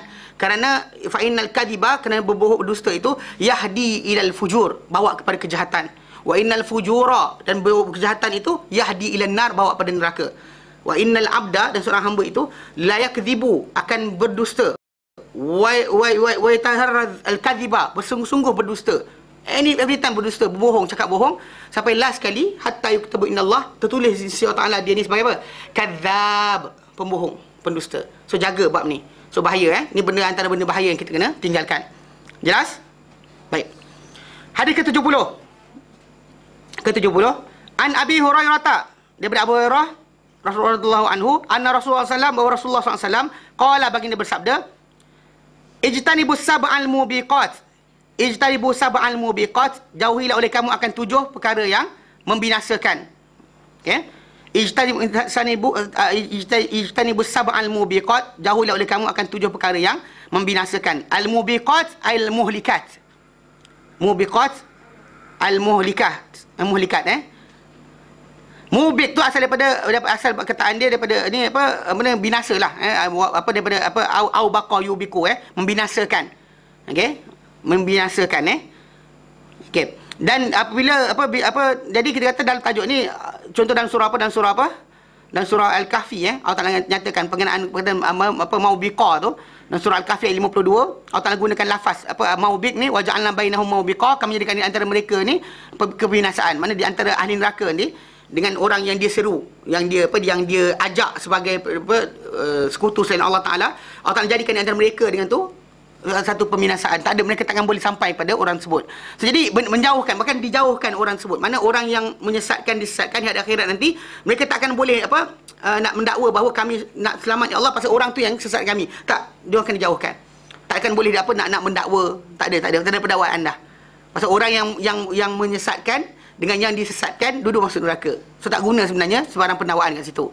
So jadi dalam tajuk ni mubiqat benda yang membinasakan, dan dinamakan yang perkara-perkara yang membinasakan itu sebagai dosa-dosa besar sebagai perkara membinasakan kerana dia membinasakan pelakunya di dunia ini dengan apa yang ada lah daripada hukuman. Contoh macam dia buat kesalahan tadi, di dunia ada hukuman ke atas dia. Dan pada akhirat dengan azab. Siapa buat benda ni di dunia dia ada hukum dia, di akhirat dia ada azab. Azab yang khas sisi Allah Subhanahu taala. Maksudnya benda ni masalah muamalah kehidupan harian kita boleh nampak benda ni dan kita boleh sekat, hentikan benda ni daripada perbuatan orang ramai. Dan tidak syak lagi bahawa dosa-dosa besar ni lebih daripada 7 sebenarnya. Lebih dari 7. Tak syak lagi. Tapi Nabi sebut sini 7 sebagai benda-benda yang macam disebut kat sini oleh pengarang buku kita. Dia kata di sini pasal apa? Dalam tajuk ni benda-benda yang boleh di counter balik oleh kerajaan, oleh pemerintah. Perbuatan ni kalau pemerintah tahu dia kena buat kerja, dia macam biarkan saya tak boleh. Dia kena ambil hukum Jadi dia kata kat sini lebih daripada 7 dengan dalil hadis-hadis yang disebut dalam bab ni dan juga lain-lain lagi. Kerana itu Ibnu Abbas ketika ditanya berkenaan dosa-dosa besar, dia sebut ia sehingga 70 atau lebih, hampir 70 dosa-dosa besar. Berbanding dengan dalam satu riwayat dengan 700. Lebih besar, lebih dekat berbanding dengan 7. Dia bukan 7 saja, lebih daripada 70 atau 700. Banyak sangat dosa besar ni sebenarnya. Cuma bentuk-bentuk dia tadi berbagai. Macam syirik Allah Taala mungkin bentuk berbagai. Macam membunuh tak percaya dengan kufur Allah Taala, bentuk berbagai. Mungkin nafikan qadar. Kan ada orang tu percaya Allah Taala di Arash. Kan dia percaya berkenaan Allah Taala Ar-Rahman Arsy Istawa, dia percaya. Tapi berkenaan masalah qadar dia gagal. Kan ada orang percaya gagal qadar, tapi masalah perintah Allah Taala dilanggar. So konteks orang kata manusia ni punya dosa besar ni berbeza-beza. Tapi dengan kita alhamdulillah insya-Allah kita elakkan dosa besar ni dan bila Nabi berikan garis panduan, kita ikut garis panduan berkenaan. Dia kata di atas tajuk ini Nabi SAW sebenarnya meringkaskannya kepada 7 saja dalam hadis ini. Barangkali dia kata bahawa kerana ialah di antara apa yang diketahui ketika waktu wahyu turun. Ketika itu zaman tu tak ada lagi recording, kan? Recording tak ada. Kan zaman sekarang ada recording, nak kelentong orang pakai recording boleh. Kan? Suara boleh timbul fitnah, laga-lagakan orang. Kan zaman dulu laga-lagakan orang pakai pindah suara, mungkin tak jauh. Zaman sekarang jauh, kan? Kita menipu kat Amerika Syarikat, kita sampai Jepun. Kan kita tipu kat Malaysia sampai kat Kutub Utara. Faham tak? So cara kita menipu lain. Dulu tak ada Photoshop, sekarang boleh Photoshop. Kan? Benda tak ada nampak ada, benda ada boleh hilang. So benda-benda macam ni menunjukkan bahawa kadar zaman Nabi dahulu mungkin itu kadar yang paling besar boleh dilihat. Kerana dengan apa cara hidup mereka, itu benda paling mudah untuk diperhatikan. Zaman kita kan sonlap duit pakai bank, macam-macam benda kita boleh buat. Tipu kat kredit. Kan? Macam-macam benda, kaedah. Macam zaman dahulu kan nak pinjam barang duit dengan orang, kena jumpa dia, minta dia dan sebagainya. Kan? Zaman kita tak lain, ada sistem along lah, sistem sekian lah, sistem sekian. Dia banyak. So konteks ni berbagai-bagai. Jadi dia kata, boleh jadi ketika mana Nabi SAW sabdakan hadis ini, itu yang di antara paling banyak diketahui jelas depan masyarakat. Kemudian setelah itu diberitahulah yang lain-lain. Dan barangkali bahawa itu juga 7 yang tadi diperlukan kepada orang ramai ketika itu untuk tinggalkan. Kenapa dia sebut 7 tadi? Mana banyak lagi yang lain, tapi kenapa 7 tu yang disebut? Kerana mungkin itu 7 tadi paling kritikal yang boleh berlaku di sisi mereka pada waktu tersebut. Ataupun juga mungkin barangkali 7 perkara tadi adalah di antara yang sering ditanyakan mengenainya pada waktu tersebut. Inilah yang dikata macam-macam banyak kebarangkalian berkenaan kenapa 7 benda tu tadi Nabi sebut. Boleh jadi kerana itulah yang diperlukan, boleh jadi ketika zaman tu paling banyak dibuat, boleh jadi ketika tu ditanya pada Nabi SAW. Itu kebarangkalian dia. Tapi yang pentingnya kita kena tahu 7 tu apa. Baik. Jadi para ulama bercanggahan pendapat dahulu dan sekarang, apakah dia dosa-dosa besar itu? Dan dalam membezakan di antara dia dengan dosa kecil. Apa beza dosa besar dosa kecil? Diriwayatkan daripada Ibnu Mas'ud radhiyallahu anhu bahawa dosa-dosa besar ini adalah apa-apa yang dilarang Allah Taala daripadanya. Start daripada apa? Awal surah An-Nisa ayat ke-31. Yang mana Allah Taala nyatakan dalam surah An-Nisa ayat 31, Allah Taala nyatakan apa? In tajtanibu kaba'ira ma tunhauna anhu nukaffir ankum sayyi'atikum. Jika kamu menjauhi kaba'ira, dosa-dosa besar, ma tunhauna anhu, apa-apa yang kamu diharamkan kamu daripada mendekatinya, apa kamu dapat? nukaffir ankum sayyiatikum. Kami akan hapuskan untuk kamu kejahatan-kejahatan kamu, dosa-dosa kamu. Mana kat situ seolah macam diasingkan. Dosa besar, dosa kecil. Mana kalau kamu jauhi dosa besar, dosa kecil kamu akan dihapuskan. Nampak? Maksud dia kalau dia kata dosa besar tu dibuat, dosa kecil tak masih lagi ada, dosa besar dan kecil dulu sekali takkan hilang. Faham tak? Mana kalau dosa besar tak diletakkan sebagai taubat, seorang tak minta ampun Allah Taala dalam tajuk ni, maka sentiasa dosa kecil dia takkan dapat dihapuskan, maksud dia. Maksud dia akan kekal bertimpa-timpa. Kalau dosa besar tak dibuat, maka apa-apa yang dibuat seorang manusia tadi, solat dia, puasa dia, zakat dia, haji dia, akan bersihkan dosa kecil tadi. Dan ini datang dalam hadis dalam Bukhari Muslim, bila Nabi sabdakan, Nabi kata apa? Nabi kata as-salawatul khams, semayang 5 waktu sehari semalam. Semayang 5 waktu sehari semalam. Wal jum'ah li jum'ah, Jumaat ke Jumaat seminggu sekali. Kemudian wa Ramadan Ramadan ke Ramadan. Mukaffiratun lima bainahum, hapus dosa bagi apa di antaranya. Hapus dosa bagi apa di antaranya. Mana setahun sekali ada, seminggu sekali ada, tiap-tiap hari ada. Dengan syarat, ujung dia idza jatuni batil kabair. Bila dijauhi dosa-dosa besar. Maksud dia kalau orang tu tak jauhi dosa besar, apa dia buat ibadat-ibadat tadi tak boleh hapuskan dosa-dosa dia. Macam kita datang kelas agama, kelas pengajian ni, malaikat mendoakan ampunan untuk kita, ikan mendoakan ampunan untuk kita, semut-semut dalam lubang doakan ampunan untuk kita. Tapi hanya akan hapuskan kalau apa? Dosa besar telah dihapuskan. Kalau dosa besar tak ada, maka dapat dibuang yang kecil. Tapi kalau dosa besar ada, dia takkan lepas. Meaning that orang tadi kalau dia nak buat segala ibadat yang kecil-kecil ni, kena banyak bertaubat dahulu, supaya dia menjadi apa? Penghapusan bagi apa yang ada daripada kesalahan-kesalahan dia. Macam datang melangkah kaki ke masjid, kan menghilangkan satu dosa, menambah satu pahala, menaikkan satu derajat. Tapi dengan syarat apa? Dosa besar tidak ada. Dosa besar tadi dia antara benda yang menyekat dosa-dosa kecil daripada dibersihkan. Daripada Hasan Al-Basri dia kata apa? Bahawa ia adalah setiap dosa yang Allah Ta'ala khatamkan. Khatamkan mana? Dosa tadi Allah Ta'ala tentukan untuknya neraka dan juga kemurkaan, atau laknat, ataupun azab. Mana apa-apa dosa-dosa yang Allah Ta'ala tentukan bahawa untuk neraka atau kemurkaan atau laknat atau azab, maka itu dosa besar. Yang normally Allah Ta'ala kata tak nak pandang, tak nak tengok, tak nak lihat dan sebagainya. Ataupun Allah Ta'ala kata, macam dalam hadis Nabi kata ini, yang dan dijanjikan macam apa dengan dosa-dosa yang apa, siksaan yang besar, maka itu dosa besar. Ya, salah manusia ni banyak. Ya, ada macam kita kata apa, salah-salah kecil kita masam muka dekat jiran kita. Mungkin dalam Quran tak sebut apa benda hukuman dia. Kan masam muka kan. Kita macam Nabi kata tidak halal seorang Muslim untuk memulau saudaranya lebih 3 hari. Tapi Nabi sebut hukuman dia apa. Kalau macam contoh macam kes tertentu, Nabi sebut hukuman tu apa Allah Ta'ala berikan hukuman nanti. Jadi bila yang Allah Ta'ala sebutkan hukuman, Nabi tak sebutkan hukuman dia apa, dikira dosa-dosa kecil. Mana benda tu kesalahan, tak elok, tapi kira dosa-dosa kecil yang kena tinggalkan, kena jauhi. Jangan teruskan. Jangan berterusan di atas benda tersebut. Supaya apa? Datang ibadat kita boleh bersihkan. Tapi kalau kita tak tinggalkan, maka dia akan berterusan, kekal dekat kita. Okey? Dan dikatakan juga, ia adalah setiap apa yang Allah Ta'ala janjikan dengannya neraka. Ataupun dengan apa? Hudud. Dengan apa? Hukuman. Dengan hukuman tertentu di dunia. Contoh macam kalau berzina kena sebat. Ada kesalahan Allah Ta'ala tak terangkan apa hukuman dia. Contoh macam kita ni bertekak kan, bertelagah sama Muslim. Tak diterangkan apa batasan dia, apa hukuman dia. Maka kita kata benda berkenaan dosa salah, tapi apa? Tak diterangkan apa ni. Ataupun berdengki, tak diterangkan apa. Dia terangkan contoh macam dengki tadi, memakan amal seperti kayu membakar dimakan oleh api. Tapi tak diterangkan hukuman apa lain. Hukuman api ke, maka dikira benda tu dosa-dosa kecil yang perlu ditinggalkan. Tapi dia apa? Dia benda tu berlaku, tapi kita bukan dosa besar. Bukan dosa besar. Sebab tak ada hukuman khas, rotan ke tak ada. So, jadi dalam tajuk ni, apa-apa yang Allah janjikannya dengan neraka ataupun dengan had di dunia ini, dikira dosa besar. Okey? Dan periwayat Ibn Abbas kata, semua apa Allah larang, maka dia adalah dosa-dosa besar. Tapi kita lihat balik, perhatikan dalam ayat tadi dalam surah An-Nisa 31 tu, jelas Allah Ta'ala bezakan di antara dosa kecil dengan dosa besar. Dia ada perbezaan. Mana kalau kamu jauhi dosa-dosa besar yang dinaharang kamu daripada mendatanginya, maka dihapuskan untuk kamu apa? Kesalahan-kesalahan kamu. Kesalahan lain akan dibuang. Syarat dia apa? Dosa besar tadi ditinggalkan. Jadi dia kata apa? Dia kata, berkata muallif ni, pengarang buku kita, dia kata apa? Dia kata, dan aku merasakan sahih daripada baginda SAW, bahawa ia adalah pertentangan terhadap apa dalam tajuk ni. Dalam surah An-Nisa 31 tadi, ada satu ayat lain dia kata.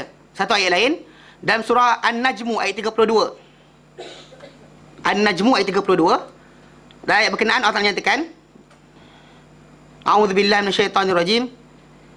Alladzina yajtanibuna kaba'iral itsmi wal fawahisha illa lamam. Orang-orang yang menjauhi dosa-dosa besar, yang besar-besar daripada dosa-dosa dan juga perkara-perkara keji, illa lamam, kecuali yang kecil-kecil. Mana di situ menunjukkan memang perbezaan itu berlaku. Mana perkara kita sahih bahawa memang dibezakan dalam kitab Allah Taala antara dosa kecil dan dosa besar. Ada perbezaan dia. Lalu dijadikan dosa-dosa ni ada yang besar, ada yang kecil. Larangan Allah Taala ada besar, ada kecil. Okey? Kita kena jauhi semua sekali. Namun begitu memang Allah Taala sendiri bezakan. Allah Ta'ala sendiri bezakan, ada yang besar yang tak boleh buat langsung, kalau buat benda tu akan kemurkaan Allah Ta'ala ke atas kita. Ada benda yang Allah Ta'ala tak suka kita buat, tapi kalau kita buat, kita kena berhenti cepat-cepat. Berhenti cepat, dan itu disuruh, dituntut daripada kita. Namun begitu tak dapat di situ macam tajuk kemurkaan Allah Ta'ala ke atas kita yang dengan nyata dan besar, tidak dijanjikan di situ. Okey? Jadi macam mana? Dia kata, jadi kita kat sini jelas bahawa jawab benda ni tadi adalah pembezaan yang nyata. Maka kalau ada orang kata Ibnu Abbas kata, ada orang kata Ibnu Abbas kata apa-apa Allah Taala larang itu dosa besar. Tak, di sini nampak bahawa sebenarnya ada sikit perbezaan. Bahawa kata-kata Ibnu Abbas itu seolah macam mungkin riwayat tadi tak sahih. Kerana apa? Kerana Ibnu Abbas dia ni faham Al-Quran. So jelas dalam Al-Quran Karim sendiri Allah Taala tunjukkan ada dosa besar, ada dosa kecil. Bukan kita beza, Allah Taala bezakan. Allah Ta'ala yang bezakan berdasar surah An-Nisa 31 dan juga An-Najmu ayat 32. Okey. Jadi yang sahihnya dia kata, yang sahihnya insya-Allah setiap dosa yang dilafazkan oleh syarat ke atasnya ia adalah besar ataupun ini hebat yang dahsyat, ataupun diberitahu tentang azabnya yang dahsyat. Mana diberitahu macam Nabi sebut ini kabair, ataupun dijanjikan dengan azab yang pedih dari akhirat nanti, ataupun dikaitkan dengan apa? Hudud. Dekat dunia ni ada apa? Ada had, ada hukuman-hukuman khas, ataupun dibenci sungguh-sungguh oleh Nabi. Nabi sungguh-sungguh tak boleh terima benda tersebut, dan Nabi keras dalam mendengar perkara tersebut. Mungkin tak disebut dosa dia macam mana, mungkin Nabi tak terangkan azab dia, mungkin tak ada batasan hudud, tapi dalam kita Nabi benci, tak suka sangat. Contoh macam apa? Macam perbuatan kita panggil apa? Asabiah kan, kita contoh macam kita Jawa, yang ini Melayu, yang ini Bugis, yang ini sekian, kita perkauman tu yang Nabi kata asabiah. Nabi marah sangat, walaupun Nabi tak terangkan dalam neraka macam mana rupa dia, tak ada. Nabi tak terangkan ini kabair, Nabi tak sebut. Tapi bila para sahabat buat benda berkenaan, Nabi kata da'uha fa innaha muntinah, tinggalkan ia adalah apa? Busuk, Nabi kata tinggalkan. Pasal sahabat Nabi SAW zaman Rasulullah SAW hidup lagi, mereka bertelagah kes apa, seorang daripada Ansar punya hamba terlanggar seorang Muhajirin punya hamba. Macam itulah kan, bila berlanggar, lalu kemudian tuan masuk campur, tuan pula bergaduh. Jadi bila tuan tu bergaduh, tak puas hati, seorang tu jerit, ya lal muhajirin, orang muhajirin. Lepas tu yang seorang jerit, ya lal ansar, orang ansar. Nabi keluar daripada rumah, Nabi kata, apa ni? Lepas tu seorang tu kata, ya Rasulullah, hamba dia buat dulu, dia nak try ambil apa, nak beri alasan, dia pertahankan diri. Nabi kata, da'uha, tinggalkan, fa innaha muntina, ia adalah busuk. Nabi kata, tinggalkan. Jadi Nabi terang, ini menunjukkan benda ini besar. Maksud dia asabiah tadi, walaupun tak dinyatakan sebagai apa, dosa besar tertulis, tapi Nabi apa? Engkar sungguh-sungguh, benci sungguh-sungguh, maka tinggalkan. Nampak tak? Kalau dia kata ada orang tu menyuruh pada asabiah, maka Nabi pun terangkan dalam hadis lain, dia kata laisa minna man da'a ila asabiah, bukan golongan kami siapa yang menyuruh pada asabiah. Nampak tak? Jadi benda tu jadi besar sebab apa? Sebab Nabi zahirkan keingkaran dan juga benci sungguh-sungguh dengan benda tersebut, walaupun tak disebut apa? Hukuman neraka dia apa? Ataupun batasan hudud dia apa? Atau apa siksaan dia kena di hari akhirat nanti, tak ada. Tak diterangkan. Tapi apa? Tapi dia dikira sebagai benda-benda yang besar juga. Faham Dan disaksikan oleh kitab dan sunnah dengan ijma'. Dan disaksikan ia melalui kitab, sunnah dan ijma' bahawa tak disukai benda berkenaan, maka dia adalah apa? Dosa besar. Okey? Dosa besar. Dan dia kata memandang pada bentuk-bentuk dosa okey? Kalau kita bincangkan dekat kitab ni untuk apa tentang tajuk ini dengan panjang lebar, kita tak ada masa untuk bincangkan kerana dosa besar ni banyak. InsyaAllah kita akan masuk nanti kemudian pada tajuk-tajuk tertentu ketika berbincang tentang sihir nanti, tajuk ni, dan Sahih Muslim ni tentang tajuk bab sihir, tentang sihir dan sebagainya, ingkar tentang dosa sihir ni, kita akan bincang panjang lebar. Okay, jadi dikata dalam hadis berkenaan, dia kata apa? Dia kata ijtanibu sab'al mubiqat, jauhilah 7 dosa-dosa besar, benda-benda yang membinasakan kamu. Qila, dia kata pada Rasulullah, ya Rasulullah, wahai Rasulullah, wa ma hunna, apakah ia? Qala baginda bersabda, asyirku billah, menyekutukan Allah Taala. Ini jelaslah, menyekutukan Allah Taala. Lalu Allah Taala terangkan dalam Al-Quran kerasnya dosa ni, dan diterangkan berkali-kali dalam hadis Nabi SAW. Bahkan di antara dosa yang kalau siapa mati takkan diampunkan langsung. Kalau mati di atas ini, mati di atas benda lain, barangkali boleh diampunkan lagi. Tapi mati di atas ini, maka tak ada keampunan untuk dia. Pasal orang-orang yang mati dalam keadaan buat dosa lain. Kisah contoh macam kes orang-orang yang apa? Orang muflis. Orang muflis, maksud dia orang muflis tu, yang Nabi cerita orang muflis kan? Orang muflis. Yang pergi kiamat nanti datang bawa solat, puasa, zakat, haji. Maksud dia amal dia ada. Menunjukkan bahawa apa? Dia mati dalam keadaan dosa tak habis lagi sebenarnya. Sebab apa? Maki orang ni, caci orang. Dia tak pernah bertaubat daripada benda tersebut. Maka mati. Tapi apa? Maksud dia berikan lagi apa tau? Ruang untuk dia. Ruang dia macam mana? Contoh macam, dia boleh bargain dengan tajuk apa? Amal dia. Amal yang dia ada tadi akan dikurangkan berdasar pada apa? Kesalahan dia kepada manusia yang lain. Menunjukkan walaupun dia tak sempat taubat sebelum mati, sampai lepas akhirat nanti, dia akan disoal jawab dan juga diberikan apa? Timbangan berdasar pada apa? Amal dia dan juga dosa daripada orang lain. So maksud dia boleh counter balik. Sebab kadang-kadang ada separuh ulama kata, kalau dah kita buat salah kat orang tak dapat nak minta maaf balik, orang tu mati, banyak-banyaklah buat amal. Sebab apa? Sampai sana nanti akan dia minta pada kita bukannya duit, bukannya pukul kita balik kalau kita pukul dia, tapi akan diminta dari kita apa? Amal. So kalau kita banyakkan amal kita dunia dan bertaubat kepada Allah Ta'ala, maka Allah Ta'ala akan berikan sampai sana, kita mungkin bayar satu je dah cukup. Kalau tidak, nanti kan banyak-banyak terbayar tak habis-habis lagi. Habis amal kita bagi kat dia seorang saja. Faham?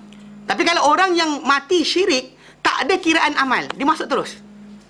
Tak ada macam soal tu, okey, syirik, pukul orang, tak ada. Syirik je terus masuk. Dia syirik je terus masuk. Dia tak ada macam tak dakwi dah. Tak ada macam okey, dia syirik tapi solat dia ada sikit, tapi tak ada. Habis, hangus semua sekali. Semua hangus. Syirik ada, hangus semua. Tapi kalau syirik tak ada, yang lain tu masih lagi boleh apa?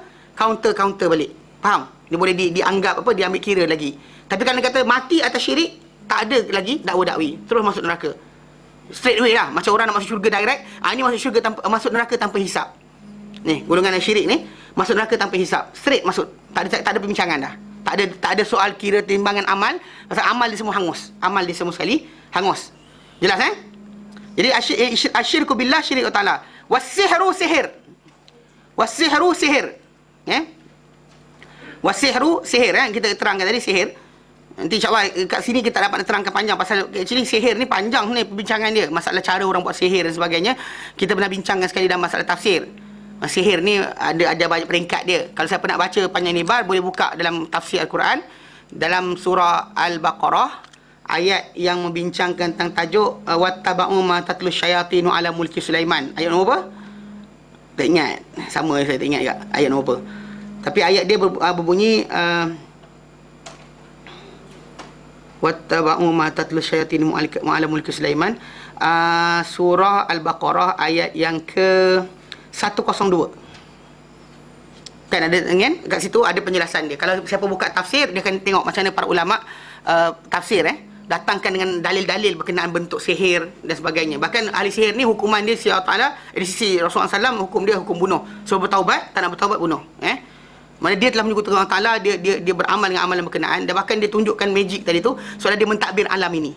Soalan macam dia menunjukkan dia mentadbir. Contoh macam putus dicantum balik, tak ada dia jadikan ada, kan? Tanpa ada tiba-tiba tak ada, kan? Tak ada jadi ada. Magic ada dua. Satu magic yang mechanical, yang dia trick. Satu lagi magic yang memang sihir betul. Ada dua. Menipu mata manusia dua cara. Satu cara yang memang kita kata memang orang tu dia pandai, jari dia laju. Duit tu ada kat tangan dia tapi kita tak nampak. Disorokkan dan sebagainya, kan? Itu trick. Okey, itu pun tak elok buat. Okey, tapi dalam begitu ada satu lagi yang memang kita kata jin datang terlibat sama untuk tolong dia supaya orang lain tak nampak. Macam dibuat oleh ahli sihir Fir'aun. Kan bila dia buat tali dan tongkat jadi ular. So benda berkenaan dikira sebagai sihir. Sihir yang bentuk satu lagi. Jadi kita kata dalam dua bentuk tadi memang kita kata sihir ni adalah dimurkai oleh Allah Subhanahu Wa Taala dan tak dibenarkan. Dan kemudian dia kata waqatlun nafsil lati haramallahu illa bil haq. Dan bunuh nyawa yang diharamkan Allah Taala melainkan dengan hak. Wa aklur riba, dan makan riba. Wa aklul malil yatim, dan makan harta anak yatim. Wa tawalli yaumaz zahfi, dan lari pada hari peperangan, hari pertempuran tu lari. wa qadhful muhsanatil ghafilatil mu'minat, dan melemparkan tuduhan kepada wanita-wanita yang muhsan, yang bersih, yang telah berkahwin, al-ghafilat, yang lalai, mukminat, yang beriman. Mana dilemparkan pertuduhan kata berzina dan sebagainya, berkenaan maruah yang tak elok diletak pada wanita berkenaan, itu juga dikira sebagai dosa-dosa yang menyebabkan seorang tu masuk neraka. Dan 7 dosa ni tadi macam kita terangkan, di antara benda yang masuk dalam had, hudud.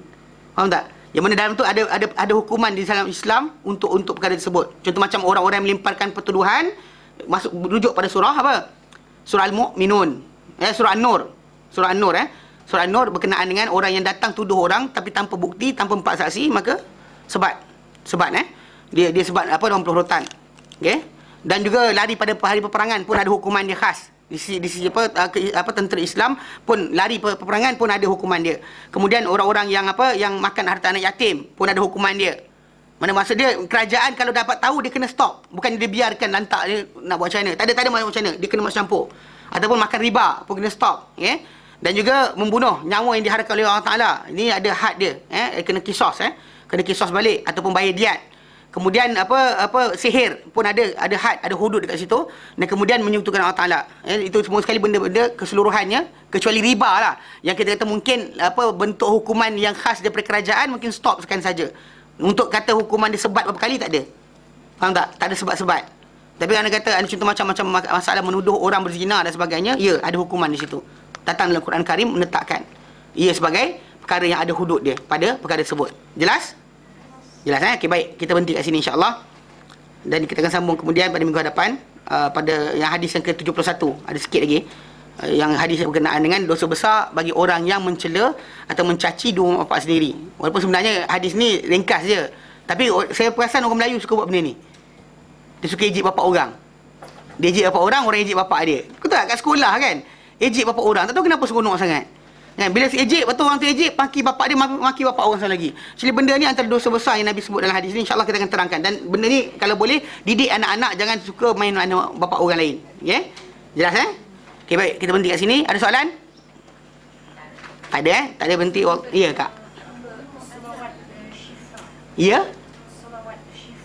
Selawat syifa tidak warid daripada Nabi SAW. Ia datang daripada rekaan orang-orang yang dikatakan guru tarekat. Dia guru tarekat, dia suka baca macam tu, anak murid dia dengar, kemudian anak murid dia kata ada fadilat. Saya tajuk macam ni.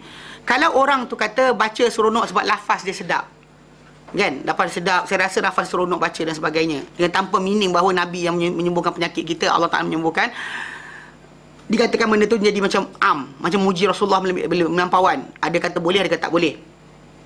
Tapi kalau dia kata siapa baca selawat syifa dia akan dapat sekian, maka orang tu janjikan benda yang tak ada, maka dia salah. Automatik tak boleh diamalkan. Pasal seolah kita mengadakan syariat baru dalam Islam. Mana kita kata kalau baca akan dapat penyembuhan penyakit. Siapa kita nak menjamin benda tersebut? Kita tak boleh menjamin benda tadi. Kalau kita jamin benda berkenaan, kita salah. Faham tak? So konsep dia balik pada asas tadi. Kalau anda kata memang ada janji Nabi untuk selawat, dan selawat sebenarnya kebanyakan digunakan dalam hadis Nabi SAW untuk syafaat hari akhirat. Bukan pakai dunia. Bukan cantik muka, kan kuat tangan, Allahumma salli ala Muhammad, kan? Bukan.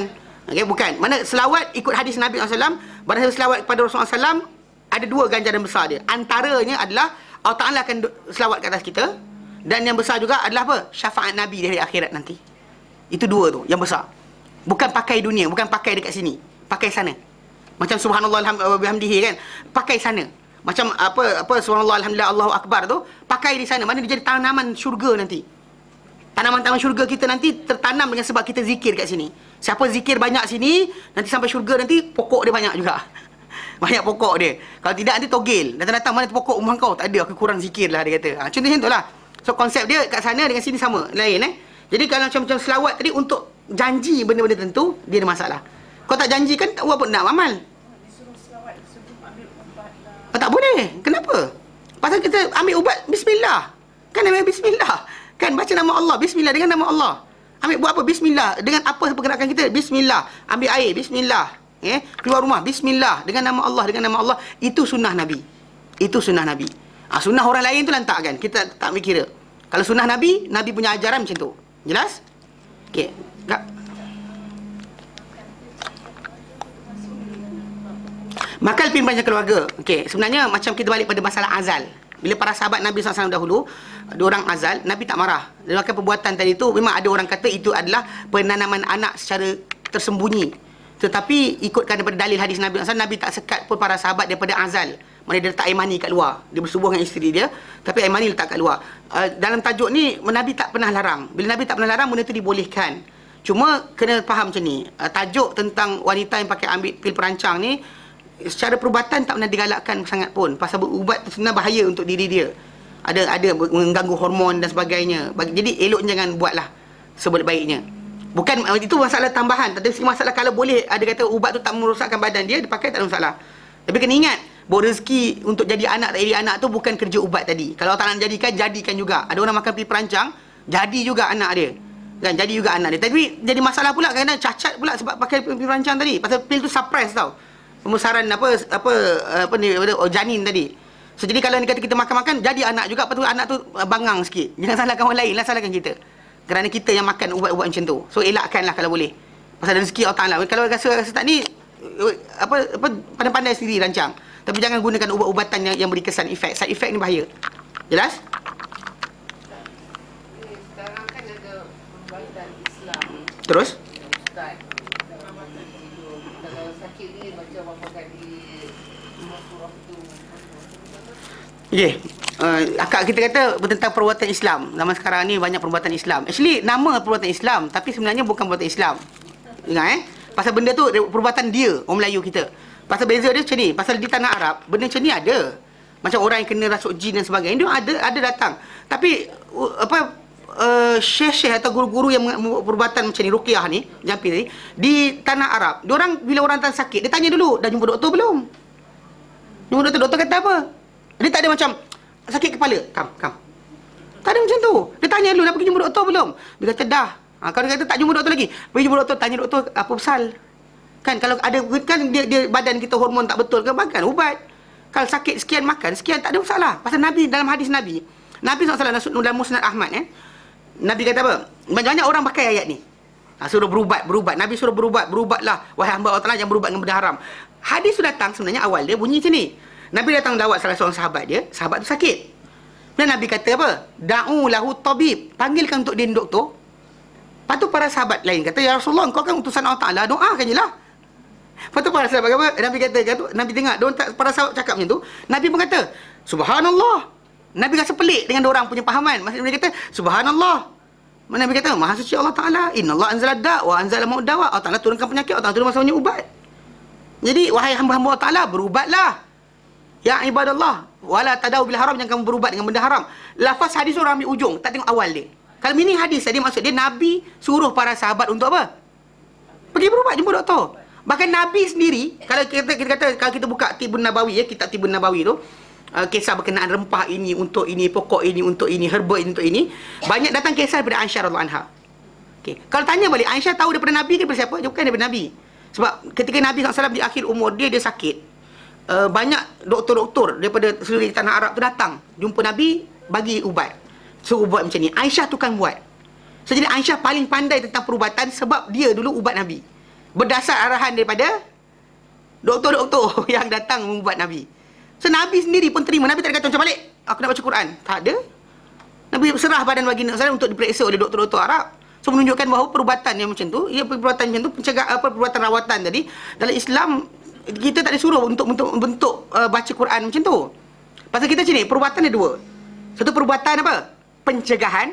Satu perubatan apa? Rawatan. Perubatan pencegahan yang kita Islam ajar sendiri itu.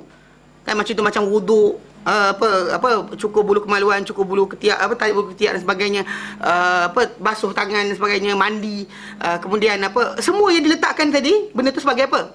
Pencegahan. Jangan makan benda haram, jangan makan benda bangkai, jangan makan sekian. Semua pencegahan. Perubatan pencegahan. Perubatan rawatan, tak ada. Tak ada. Mana kalau kita berdoa kepada Allah Ta'ala, itu nama dia doa dipanggil. Bukan perubatan, panggil doa. Mana kita ambil air, kita baca bismillah, kita bagi pada dia. Ini doa. Doa kita supaya dia disembuhkan dengan doa kita. Bukannya kita macam tu saja, tak ada. So, jadi bila orang sebut, dia kata perbuatan Islam, dia kena define balik. Apa benda dia ajar sebenarnya. Kalau dia ajarkan benda tadi macam kita kata doa, silakan doa, tak ada masalah. Tapi kalau dia kata ayat sekian untuk sekian, dia kena datangkan, ha tu burhanakum. Mana dalil kamu? Mana bukti kamu? Kalau tidak, dia akan dikatakan sebagai orang mengada-adakan dalam Islam, benda tak ada. Pasal memang kita kata Islam keseluruhannya datang perubatan pencegahan, perubatan rawatan. Nabi suruh para sahabat pergi berubat, Nabi pun ubat badan Nabi. Bila ada orang Arab, doktor-doktor Arab datang ubat Nabi, Nabi serah badan. Menunjukkan bahawa apa? Perubatan rawatan Nabi tak suruh. Dalam Quran dan sebagainya. Jelas? Okey, Kak. Terus buku doa tu saya yang cek balik hadis dia. Itu dalam tu semua sekali bentuk dia tak ada contoh macam sakit kepala, tak ada. Contoh macam kalau aku buka balik hadis doa-doa tadi, doa harian dan sebagainya semua tak ada dalam tu. Memang kita kata apa yang occasion yang Nabi sebut, yang ada Nabi sebut, kita ada dalam tu. Bagi doa. Ya, memang. Bahkan tidak ada, kalau cek balik dalam tu, tak ada yang Nabi ajarkan berkata baca ayat sekian. Akak cek balik. Kalau akak baca balik, tak ada ayat sekian untuk sakit kepala baca ayat sekian, tak ada. Yang Nabi letakkan contoh macam kalau ni baca ini, kalau contoh macam ada Nabi sebutkan macam amalan-amalan harian Nabi SAW, tapi bukannya dalam bentuk yang selain doa. Semua doa. Yang tu doa-doa. Atau zikir pagi petang, zikir pagi petang. Terkadang kata bentuk yang macam kita kata macam kalau akak cari macam buku untuk sakit kepala baca ini, selawat ini, baca ini, tak ada. Kita ada dalam tu, kita tak boleh ajarkan. Pasal kita kata benda tadi seolah kita memandai depan Allah Ta'ala dan Rasulnya. Kita nak mandai-mandai. Kalau dia kata tak janjikan orang berkenaan benda tersebut, orang takkan buat. Kita janjikan benda tersebut pada orang ramai dengan fadilat-fadilat, kita berbohong. Kalau saya janjikan baca sekian akan dapat sekian, saya tipu. Sebab apa? Saya tak tahu pun Allah Ta'ala akan beri ke tidak. Kalau Nabi kata, kita kata memang Nabi kata, kita angkat tangan, sami'na wa ta'na. Tapi kalau Nabi tak kata, saya dapat mana? Macam saya baca rasa Allah, mengelakkan jasa dan sihir. Dia adalah sekarang ayat-ayat yang Pun tak tahu, kita kata masalah sekarang ni banyak orang buat, makin banyak orang kena tipu. Kalau aku perhatikan balik persentage tak, dalam 4 bulan lepas, dalam bulan lepas, bulan 12 hari tu, dalam surat khabar utusan utusan Melayu utusan Melayu, dia tulis apa tau, dia keluarkan, dia kata apa, statement 120 berapa juta ringgit Malaysia ditipu daripada rakyat Malaysia dalam tajuk bom-bomoh ni, perubatan-perubatan ni meningkat. Tahun lepas, tahun sebelum tu kurang, tahun sebelum tu makin kurang, tapi makin menaik. Kalau kita tengok perawatan Islam makin banyak, tapi apa hal yang ni makin naik? Nampak tak? Kita sense balik. Kalau anda kata perawatan Islam tidak berjaya, kenapa bomoh-bomoh dapat masuk juga? Sampai kan dia kena tipu 123 juta, 124 juta daripada rakyat Malaysia ni. Dan polis kata itu yang diadukan, yang tak diadukan kena kelentong banyak mana lagi. Kalau anda kata perawatan Islam tadi betul, kenapa jadi macam ni? Nampak? Menunjukkan bahawa benda tu ada masalah. Dari situ. Cek balik. Okay, baik. Wallahu a'lam. Wa sallallahu ala sayyidina Muhammad wa sallam alhamdulillah alamin. Subhanaka hamdika asyhadu an la ilaha illa anta astaghfiruka wa atubu ilaik. Assalamualaikum warahmatullahi taala wabarakatuh.